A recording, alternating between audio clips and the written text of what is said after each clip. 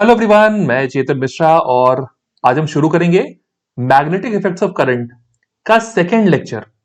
अगर आप इस चैनल पर नए हैं तो आप लेक्चर 1 जरूर देखना। मैं उसकी लिंक डिस्क्रिप्शन में डाल दूंगा और कमेंट्स में भी पिन कर दूंगा। एंड जितने लोग भी इस चैनल पर नए हैं please consider subscribing to the channel और गूगल प्ले स्टोर से अकेडमिस्ट ऐप डाउनलोड कर सकते हैं। ये वाला लोगो तुम्हें ऐप के ऊपर में दिखेगा ब्लैक में व्हाइट का, और इसको डाउनलोड कर लेना। मैंने लिंक भी डिस्क्रिप्शन में डाल दी है सो दैट डाउनलोड करने में आसानी हो। यहां पर मैं ये सारे नोट्स अपलोड करूंगा और वहां पे सभी लोगों के लिए काफी और कुछ आने वाला है, तो वो देख सकते हो। ऑलराइट, तो हम लोग शुरू करते हैं आज का अपना लेक्चर, जिसमें हम शुरू करेंगे magnetic field due to a current carrying wire. जैसा हमने देखा था कि करंट कैरिंग वायर को जब हम एक कंपास के पास लाते हैं तो कंपास की नीडल में डिफ्लेक्शन होता है। इसका मतलब करंट कैरिंग वायर ने कुछ तो ऐसा किया होगा जिससे कंपास की नीडल में डिफ्लेक्शन आया। वो कुछ मैग्नेटिक फील्ड है। करंट कैरिंग वायर ने क्या क्रिएट किया? मैग्नेटिक फील्ड क्रिएट किया, जिसके वजह से कंपास नीडल में डिफ्लेक्शन आया। ठीक है, तो current carrying conductor creates deflection in magnetic compass, जो मैंने बताया अभी।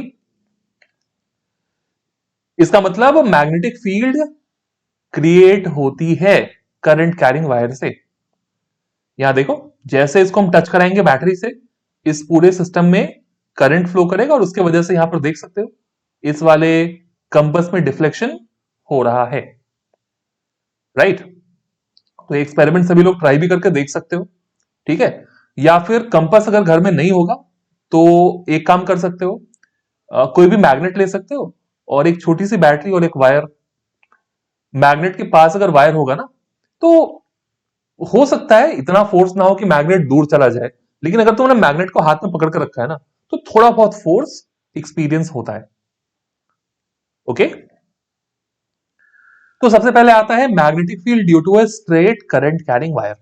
एक वायर जो कि एक स्ट्रेट लाइन की फॉर्म में है, सीधी और सीधी वायर, उसमें करंट फ्लो कर रहा है और उसके वजह से हमें मैग्नेटिक फील्ड की वैल्यू निकालनी है। वैल्यू तो शायद हम अभी निकालना नहीं सीखेंगे, ये चीज मैं तुम्हारे सीनियर्स को सिखाता हूं क्लास 10th में। और मैंने एक जेई फाउंडेशन कोर्स बनाया, वहां पर मैं बहुत ही सिंपल तरीके से इन सारे कॉन्सेप्ट्स को तुम्हें सिखाने की कोशिश करूंगा क्लास 10th में ही।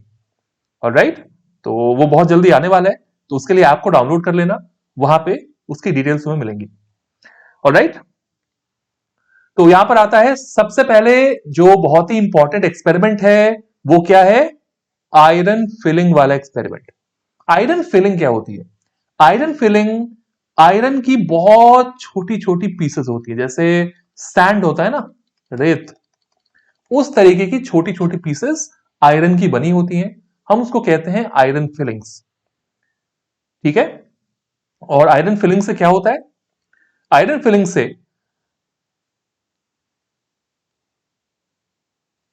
ऐसे पैटर्न्स बनने शुरू होते हैं। यहां पर देख सकते हो आयरन फिलिंग्स इसके चारों तरफ ऐसे सर्कुलर पैटर्न्स बना रही। और आयरन फिलिंग का पैटर्न वैसा ही होता है जैसा मैग्नेटिक फील्ड का पैटर्न होता है। ठीक है, तो आयरन फिलिंग ने यहां पर जो पैटर्न बनाया है दैट इज सर्कुलर। इसका मतलब यह हुआ, इस वायर ने, इस वायर में करंट फ्लो कर रहा होगा, मान लो इसमें करंट ऐसे फ्लो कर रहा है आई, लेकिन इस वायर ने यहां पर जो फील्ड क्रिएट की है वो कैसे की है? सर्कुलर। ये कॉन्सेंट्रिक सर्कल्स, कॉन्सेंट्रिक, मेरे सर के पीछे तो ये जा रहा है नहीं, कॉन्सेंट्रिक सर्कल्स बनाए। और सारे सर्कल का सेंटर कहां पर है? जिस पॉइंट पर वायर इस पेपर को टच करे। ठीक है, जिस पर तुमने आयरन फिलिंग्स रखी है, उस पॉइंट, उस पेपर के साथ जहां वायर का इंटरसेक्शन पॉइंट होगा, वो उन सारे सर्कल्स का सेंटर होने वाला है। बात समझ आई? ओके,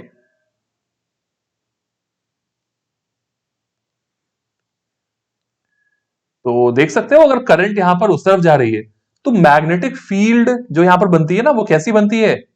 ये बनती है सर्कुलर, ऐसा, राइट? यहां पर देख सकते हो, ये सर्कल के फॉर्म में मैग्नेटिक फील्ड यहां पर प्रेजेंट है। मैंने कहा था मैग्नेटिक फील्ड एक वेक्टर क्वांटिटी है, उसके पास मैग्नीट्यूड भी होता है और डायरेक्शन भी होता है। तो एरो यहां पर डायरेक्शन शो कर रहा है। मुझे मान लो यहां पर मैग्नेटिक फील्ड चाहिए, तो मैं यहां पर एक टेंजेंट बनाऊंगा। यहां पर चाहिए तो मैं यहां पर एक टेंजेंट बनाऊंगा। हर पॉइंट पर मुझे अगर मैग्नेटिक फील्ड चाहिए तो मुझे एक टेंजेंट बनाना पड़ेगा। ठीक है, तो टेंजेंट से हमें मैग्नेटिक फील्ड का डायरेक्शन मिलता है। ये चीज मैं आगे समझाता हूं और ज्यादा डिटेल में, बट अभी के लिए इतनी चीज ठीक है।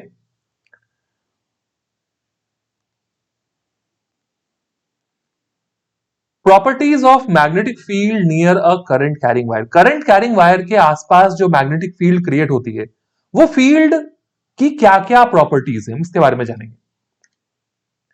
तो सबसे पहले, strength of magnetic field increases with increase in current.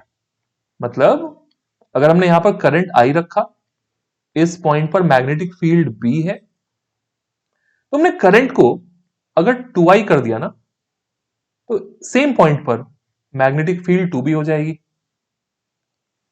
ठीक है भाई? अगर हमने करंट को और बढ़ा दिया, हमने करंट को बढ़ाकर कर दिया 3i, तो मैग्नेटिक फील्ड उसी पॉइंट पर बढ़ के हो जाएगी 3b। मतलब करंट को अगर हम बढ़ाएंगे तो मैग्नेटिक फील्ड क्या होनी चाहिए? बढ़नी चाहिए। तो जिस पॉइंट पर हमने मैग्नेटिक फील्ड कैलकुलेट किया एक बार, हम उसी पॉइंट पर दोबारा भी करेंगे। हमने किसी चीज को मूव नहीं कराया, वायर भी वैसा ही है, जो पॉइंट था वो भी वैसा ही है, हमने बस करंट को बढ़ाया। तो उससे ये ऑब्जर्वेशन हमें देखने को मिली। ठीक है, बहुत बढ़िया। नेक्स्ट,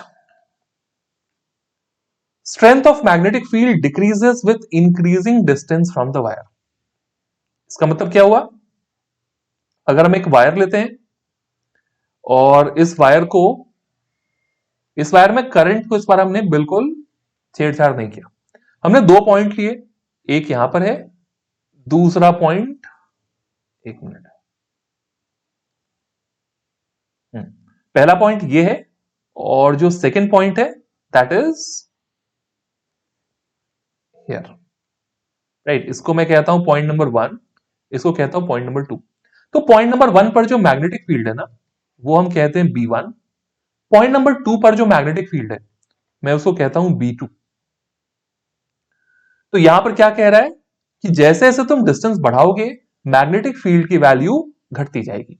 तो वायर से पॉइंट नंबर 1 थोड़ा पास में है, पॉइंट नंबर 2 ये थोड़ा दूर है। तो पॉइंट नंबर 2 पर क्या होगा? मैग्नेटिक फील्ड की वैल्यू क्या होनी चाहिए? ज्यादा या कम? पॉइंट नंबर 2 पर मैग्नेटिक फील्ड की value B2 should be less than B1। तो वायर से जितना दूर जाओगे, वायर का जो मैग्नेटिक फील्ड है वो वीक होता जाएगा। ठीक है, वायर के पास आएंगे तो स्ट्रांग हो जाएगा, वायर से दूर जाएंगे तो वीक हो जाएगा। कंपास नीडल में भी जो डिफ्लेक्शन होती है वो वायर के पास थोड़ी ज्यादा होती है, वायर से दूर जाने पर उसकी स्ट्रेंथ थोड़ी कम हो जाएगी। ठीक है, compass needle point in tangential direction. ठीक है, इसका मतलब क्या हुआ? यहां पे एक डायग्राम मैंने डाला है, उससे पता चलेगा। तो मैं क्लियर करता हूं।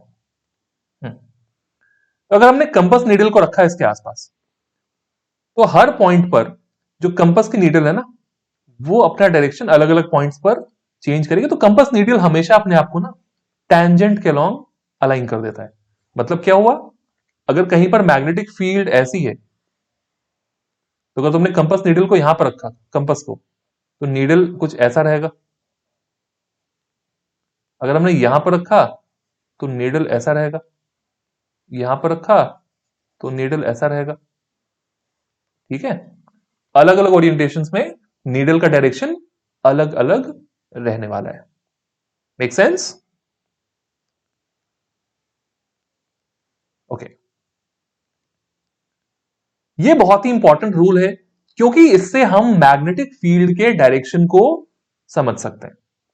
इसको हम कहते हैं राइट हैंड थंब रूल। जो लोग लेफ्टी हैं वो लोग भी यहां पर राइट हैंड ही यूज करेंगे। ओके, तो राइट हैंड थंब रूल क्या कहता है? इससे हम वायर की वजह से जो मैग्नेटिक फील्ड क्रिएट होती है उसके डायरेक्शन को कैलकुलेट कर सकते हैं। राइट? कैसे करोगे कैलकुलेट?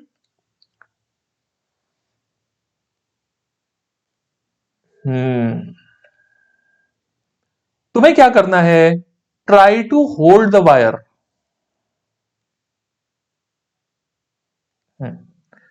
पहला स्टेप देखो, try to hold the wire with your right hand. हमें वायर को पकड़ने की कोशिश, एक्चुअली नहीं, मतलब जहां पे डायग्राम होगा वहां पे करना है। किसी करंट वाले वायर को पकड़ने की सलाह मैं बिल्कुल नहीं दे रहा हूं। Don't try this at home. तो वायर को पकड़ने की कोशिश करनी है, लेकिन वायर को पकड़ने के तो दो तरीके हो सकते हैं। राइट? अब करंट इस तरफ है तो वायर को कैसे पकड़ोगे? एक ऐसा केस जिसमें थंब इस तरफ हो, और एक दूसरा केस जिसमें थंब ऑपोजिट डायरेक्शन में हो। तो हमें ऐसे वायर को होल्ड करना है। अब इसको तो हम ऊपर की तरफ भी पकड़ सकते थे ना, यहां पर, ताकि थंब ऊपर की तरफ हो। वैसे होल्ड नहीं करना है, हमें इसको ऐसे होल्ड करना है ताकि थंब का डायरेक्शन कहां पर हो? थंब का डायरेक्शन हमेशा हमेशा करंट के तरफ हो। Thumb should always be in the direction of current. ठीक है? तो the direction of curling fingers is the direction of magnetic field.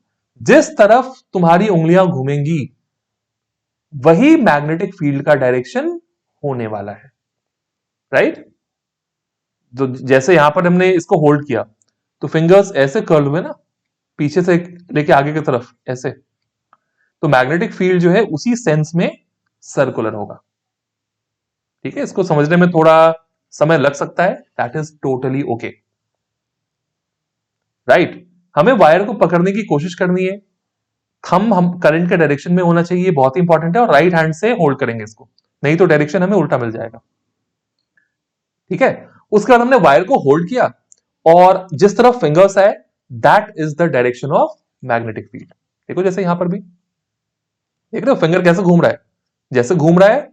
Thumb हमने किधर रखा? करंट की तरफ, राइट हैंड यूज किया, और हाथ फिंगर जैसे घूम के आएगा ना इस वायर को पकड़ने के लिए, वही डायरेक्शन हमें यहां पर मैग्नेटिक फील्ड का मिलेगा। ये बात क्लियर है? All right. उसके बाद आता है magnetic field due to a circular loop. Circular loop के कारण अगर हमें मैग्नेटिक फील्ड निकालनी है तो मैग्नेटिक फील्ड निकालना बहुत ही आसान है। सर्कुलर लूप का एक छोटा सा पार्ट अगर निकालोगे, मान लो यहां से यहां तक मैंने काट के बाहर निकाला, ये ऑलमोस्ट स्ट्रेट वायर की तरह बिहेव कर रहा है ना, ये स्ट्रेट वायर की तरह बिहेव करेगा। So what will happen? यहां पर ये अपनी मैग्नेटिक फील्ड ऐसी क्रिएट करनी शुरू करेगा, और यहां पर ये अपनी मैग्नेटिक फील्ड यहां पे क्रिएट करेगा, और ये दोनों आपस में यहां पर क्या होंगे? मिलने शुरू हो जाएंगे। राइट? इसकी भी मैग्नेटिक फील्ड यहां मिलनी शुरू हो जाएगी, तो इसका सेंटर पर देखोगे, इसके सेंटर पर जो मैग्नेटिक फील्ड होगी वो किसी एक डायरेक्शन में पॉइंट कर रही होगी। ठीक है? यहां पर भी देख सकते हो, ऊपर ने जो मैग्नेटिक फील्ड क्रिएट हुई यहां पर जो क्रिएट होनी शुरू हुई है, ये ऐसे ऐसे बढ़ते बढ़ते ये इधर का भी क्रिएट हुआ, ये बढ़ते बढ़ते बीच में क्या हो जाएगा? स्ट्रेट। तो जो रिंग की एक्सिस होती है ना, ये मान लो लूप है तुमने बनाया, तो ये जो डायरेक्शन होगा ना, इसको हम कहते हैं एक्सिस, जो इसके सेंटर से पास करता है और लूप के प्लेन के परपेंडिकुलर होता है। तो एक्सिस पर देखोगे तो फील्ड स्ट्रेट लाइन के अलोंग होती है, और बाकी पॉइंट्स पर देखोगे तो वो कर्व के अलोंग होती है। ये चीज हमें जाननी होगी। ओके? बाकी पॉइंट्स पर फील्ड निकालना हमें इंपॉर्टेंट नहीं है फिलहाल, वो हमारे स्कोप के बाहर है, लेकिन सेंटर पर फील्ड निकालने का एक आसान तरीका मैं तुम्हें जरूर बताऊंगा। ओके? क्या है वो तरीका? अगर करंट, ये कौन सा केस हो गया? क्लॉकवाइज। अगर करंट क्लॉकवाइज घूम रहा हो, ठीक है, तो इसमें हम फील्ड कैसे कैलकुलेट करते हैं? देखो, मैग्नेटिक फील्ड यहां पर कैसा होगा? It is into the plane of the paper. Magnetic field यहां पर पेपर के प्लेन के अंदर होगा। मतलब यहां पर दो डायरेक्शन होते हैं, क्रॉस, ये इनटू द प्लेन हम कहते हैं, पेपर के अंदर, इनटू द प्लेन, और एक दूसरा होता है डॉट, ये होता है आउट ऑफ द प्लेन।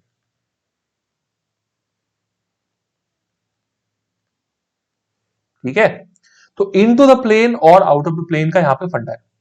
यहां पर सेंटर पे अगर मैग्नेटिक फील्ड निकालोगे, वो कहां पे होगा? Into the plane. Into the plane का डायरेक्शन क्रॉस। इसको एरो की तरह सोचो ना, एक एरो अगर है, ये तुम्हारी तरफ आ रहा है तो तुम्हें सिर्फ डॉट दिखेगा, और अगर ये अंदर जा रहा है तो हमें इसके पीछे वाला पार्ट दिखेगा, जो कुछ ऐसा होगा, और सामने वाला पार्ट कुछ ऐसा होगा।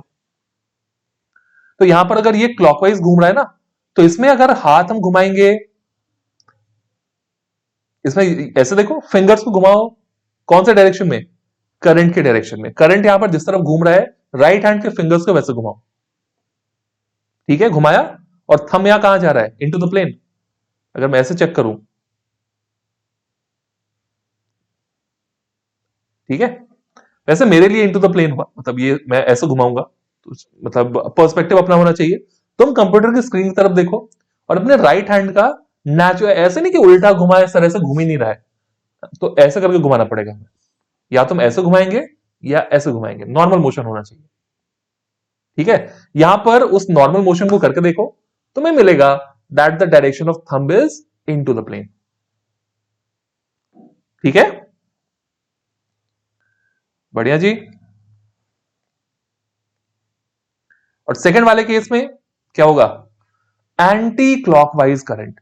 एंटी क्लॉकवाइज करंट यहां पर क्या कह रहा है? एंटी क्लॉकवाइज करंट ये कह रहा है that the current will be creating magnetic field out of the plane.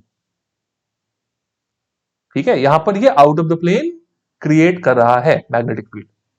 इसको याद रखने का एक बहुत ही सस्ता और टिकाऊ तरीका है। क्या तरीका है? मैं इसको बचपन में ऐसे याद रखता था, क्लॉकवाइज भूल जाओ इसको। क्या एक चीज हमको याद है, मैग्नेट के दो पोल्स हुआ करते थे, नॉर्थ और साउथ। नॉर्थ से फील्ड लाइंस बाहर निकलती थी, और साउथ में फील्ड लाइंस अंदर जाती थी। राइट, अगर तुम यहां पर खड़े हो, तो तुम्हें क्या लगेगा? फील्ड लाइंस तुम्हारे तरफ आ रही है ना। अगर फील्ड लाइंस तुम्हारे तरफ आ रही है, तुम्हारे सामने कौन सा पोल हुआ? नॉर्थ पोल हुआ। और अगर फील्ड लाइंस तुमसे दूर जा रही है, तो तुम्हारे सामने कौन सा पोल हुआ? साउथ पोल हुआ। क्या मैं कह सकता हूं इस केस में, ये जो पोल यहां पर बन रहा है, ये नॉर्थ पोल है, और इस केस में जो पोल यहां पर बन रहा है वो साउथ पोल है, क्योंकि यहां पर फील्ड लाइंस तुमसे दूर जा रही है, यहां पर फील्ड लाइंस तुम्हारे पास आ रही है। इसको याद रखने का तरीका कैसा होगा? इसको याद रखने का तरीका यह है, बहुत ही सिंपल है। नॉर्थ के पहले क्या होता है? एन।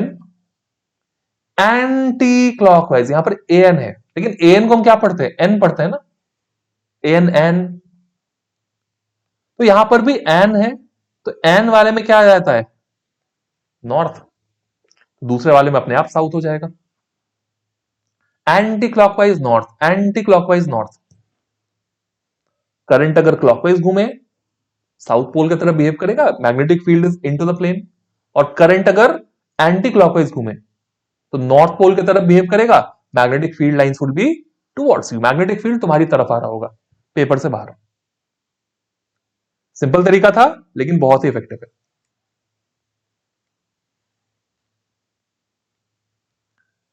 एक मिनट, इसको हटाते हैं। नेक्स्ट है सॉलिनॉइड। क्या है ये सॉलिनॉइड?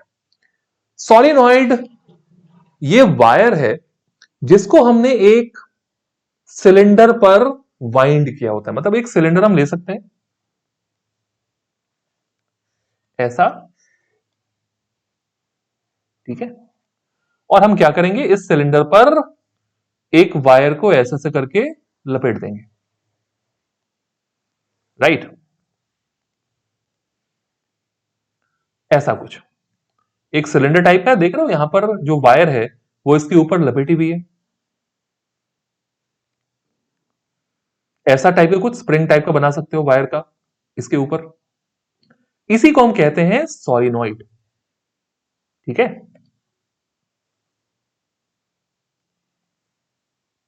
सॉलिनॉइड यहां पर मैग्नेटिक फील्ड कैसे क्रिएट करता है? सॉलिनॉइड की जो मैग्नेटिक फील्ड होती है ना, वो कैसी होती है, यहां पर करंट देख रहे हो, करंट ऐसा फ्लो कर रहा है, तो करंट यहां पर गोल गोल घूमता है, और ये जो पार्ट तुम्हें दिख रहा है ना, ये लगभग लगभग एक रिंग की तरह बिहेव करता है, ये बहुत सारी रिंग्स यहां पर बन जाती है, राइट। और इन सब के कारण जो मैग्नेटिक फील्ड होती है वो ऐसी तितली जैसी यहां पर बनी हुई दिखेगी। सॉलिनॉइड के अंदर चेक करोगे तो मैग्नेटिक फील्ड जो है वो कैसी बनेगी, वो एक स्ट्रेट लाइन जैसी ऐसी बनेगी।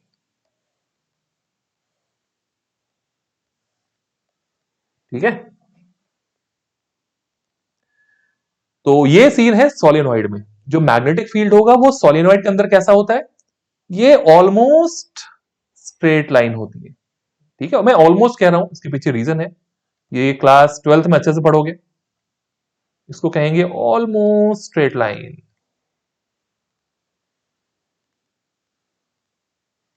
बाहर में ये होती है कर्व।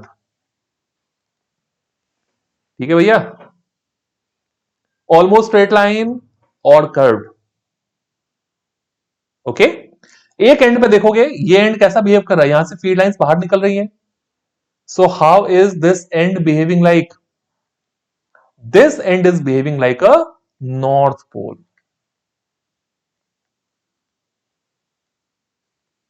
ठीक है, and how is this end behaving like, this is behaving like a south pole. ये नॉर्थ पोल की तरह बिहेव कर रहा है, ये साउथ पोल की तरह बिहेव कर रहा है। क्लियर? ओके, और अब हम पहचानेंगे कैसे कि सॉलिनॉइड में मैग्नेटिक फील्ड का डायरेक्शन क्या होगा। सिंपल है, ध्यान से देखना। आ, तो वही मैंने लिखा था यहां पर, इसको मल्टीपल रिंग्स की तरह देखना है जो एक के बाद एक रखी गई है। ठीक है, जैसे यहां पर देख सकते हो। हम्म इसी में अगर मैं किसी एक सेगमेंट को देखो, जैसे मान लो ये वाला पार्ट है, जैसे यहां पर ये वाला पार्ट है, मतलब कोई भी एक रिंग यहां पर ले सकते हो। ठीक है, ये मान लो दोनों साइड से जाएगा तो ये एक रिंग हो गई, इसके बगल में एक और रिंग, इसके बगल में एक और रिंग, ऐसे ऐसे करके काफी सारी रिंग्स यहां पर हो जाएंगी। ठीक है,